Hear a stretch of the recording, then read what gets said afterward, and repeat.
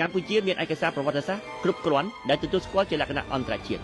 ផែនទីនេះផ្អែកលើផែនទីអន្តរជាតិដែលមានបន្ទាត់ព្រំដែនពណ៌ក្រហមខណ្ឌចែករវាងកម្ពុជានិងថៃហើយប្រាសាទតាម៉ុនតូចនិងប្រាសាទតាម៉ុនធំនិងប្រាសាទតាក្របីស្ថិតនៅក្នុងទឹកដីកម្ពុជាហើយផែនទីពណ៌លឿងនេះគឺជាប្លង់ទីតាំងបង្គោលទី23ដែលផលិតដោយក្រុមបច្ចេកទេសចម្រុះនៃគណៈកម្មាធិការកំណត់ព្រំដែនរវាងឥណ្ឌូចិននិងសៀមបញ្ជាក់យ៉ាងច្បាស់ជាទីតាំងឋានដេខា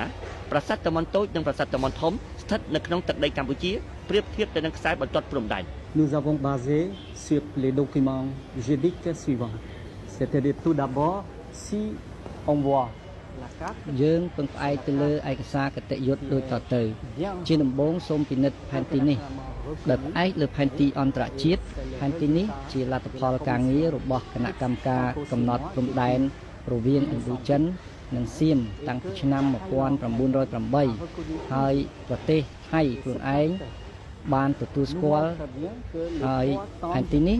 បង្ហាញយ៉ាងច្បាស់ថាប្រាសាទទាំង3ស្ថិតនៅយ៉ាងពិតប្រាកដនៅក្នុងទឹកដីនិងអធិបតេយ្យភាពរបស់យើង notre souveraineté. Si on voit quand même ក្រៅពីនេះបើពិនិត្យមើលប្លង់នេះដែលផលិតដោយគណៈកម្មការព្រំដែនបារាំងសៀមដែលបានផលិតកាលពីថ្ងៃទី30ខែធ្នូឆ្នាំ1908យើងឃើញច្បាស់ថានេះជាបន្ទាត់ព្រំដែនហើយចំណុចចុចពណ៌ក្រហមនេះប្រាសាទតាម៉ុនតូច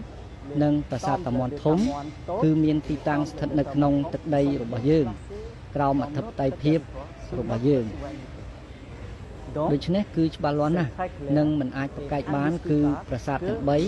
ប្រាសាទតាម៉ុនតូចប្រាសាទតាម៉ុនធំនិងប្រាសាទតាក្របី